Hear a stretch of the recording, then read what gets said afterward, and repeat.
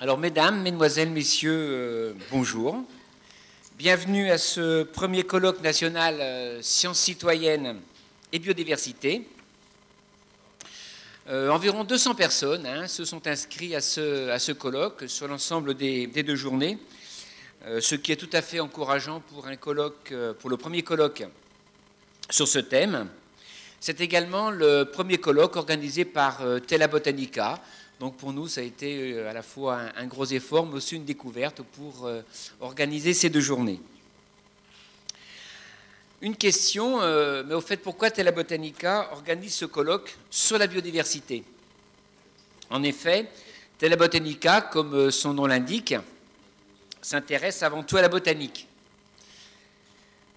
Or, aujourd'hui, vous représentez un ensemble de compétences et de passions qui dépassent très largement le monde des plantes. Mais à cette question, j'apporterai donc deux éléments de réponse qui sont en fait très très simples. Tout d'abord, 2010 sera l'année de la biodiversité. En effet, le 20 décembre 2006, l'Assemblée générale des Nations unies a décrété que 2010 serait l'année internationale de la biodiversité. Déjà à l'époque d'Aristote, les hommes tentaient de répertorier les plantes, les animaux.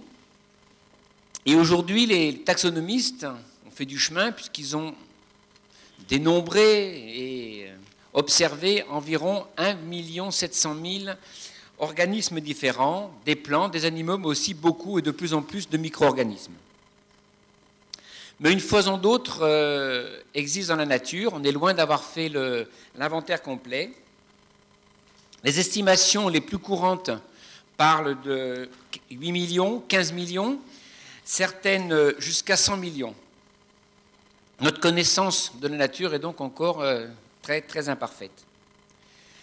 Or, la crise actuelle des espèces, de disparition des espèces, la première provoquée par une espèce vivante, Homo sapiens, avance à grands pas. Il faut se faire à l'idée que l'érosion actuelle est un phénomène irréversible à notre échelle de perception du temps. Elle ne l'est pas à des temps géologiques, mais à notre échelle à nous, elle est irréversible.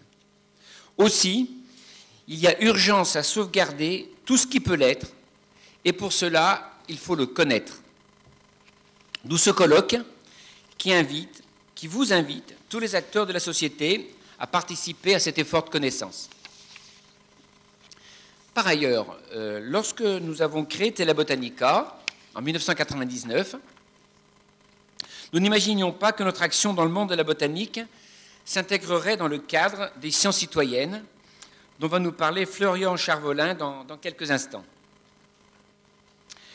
Il s'agissait pour nous, tout d'abord, de mettre en relation, en communication, de faire connaître les botanistes francophones, beaucoup trop éclatés, divisés sur l'ensemble du territoire, et peu apparents, notamment sur la toile, sur Internet.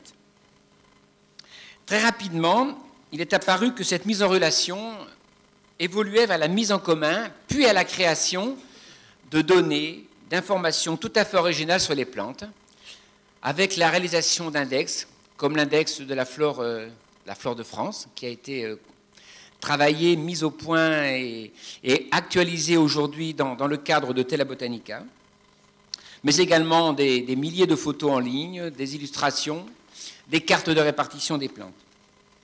Avec ses 11 000 membres et ses 12 salariés, Tela Botanica est ainsi devenu l'un des acteurs importants des sciences citoyennes dans le champ de la botanique. Aussi, à l'occasion de son 10e anniversaire, Tela Botanica a-t-il eu envie de faire le point avec vous des projets de sciences citoyennes qui se déroulent aujourd'hui en France dans le champ de la biodiversité. Dans le petit livret que vous trouverez dans la pochette qui vous a été remise à l'accueil, petit livret que l'équipe a réalisé avec beaucoup d'énergie, vous aurez un aperçu rapide mais assez complet sur plus de 40, il y en a 43 ou 45, je ne me rappelle plus, enfin plus de 40 initiatives dans tous les domaines de la vie, dans la terre, l'air, la mer, le suivi global de la biodiversité, le suivi des climats, des saisons. Toutes ces choses sont d'ailleurs disponibles librement sur le site internet que je pense vous connaissez puisque c'est par là que vous êtes inscrit, le site internet du colloque. Alors nous souhaitons que ce colloque vous permette de confronter vos pratiques et vos expériences et qu'il vous aidera surtout à répondre aux multiples questions posées par l'implication des citoyens dans les sciences de la nature. Le rôle des ateliers cet après-midi et demain est justement de faire le point sur ces questions et d'échanger et de débattre dessus. Alors Tela Botanica a beaucoup investi sur ce colloque par conviction. Par conviction, nous l'avons aussi réalisé de façon collaborative pour que chacun puisse se l'approprier. Alors vous avez eu pour ça donc un site web qui était complètement ouvert, des listes de discussion, des blogs pour organiser le contenu et les thématiques même des ateliers, une carte dynamique des projets. Bien sûr, une réédition de ce colloque pourra se faire à Montpellier. Elle est envisageable dans les années qui viennent, si les collectivités territoriales s'y investissent, mais nous ne revendiquons bien évidemment aucune exclusivité. Le prochain colloque pourrait tout à fait se dérouler ailleurs et être porté par une autre structure à laquelle nous assurons notre plein soutien et, je dirais, retour d'expérience. À chacun maintenant un petit peu de faire des propositions. Alors je terminerai mon introduction en remerciant tout particulièrement, tout d'abord vous tous, qui avez fait l'effort de venir passer ces 2 journées avec nous. Certains viennent de loin. Ensuite, nos partenaires qui nous ont permis d'organiser financièrement ce colloque.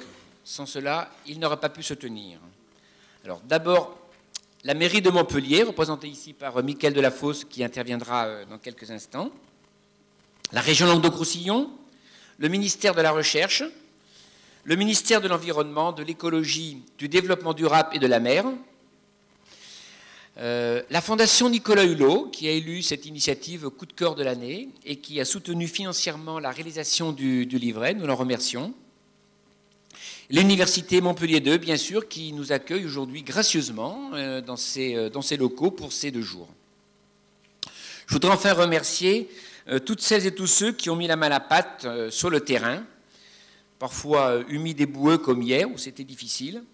En particulier Violette Roche, qui est ici présente, Angélique Moreau, je ne sais pas où elle est, quelque part dans l'Assemblée, Élise Mouisset, qui en ont été les principales maîtres d'œuvre, ainsi que toute l'équipe de Tela Botanica, qui n'a pas ménagé sa peine pour organiser ces 2 journées, qui, je l'espère, vous seront tout à fait agréables et profitables. Merci enfin à Vincent Tardieu, qui va animer pour vous cette rencontre pendant ces 2 journées et qui nous a bien aidés auparavant, nous a guidés pour son montage.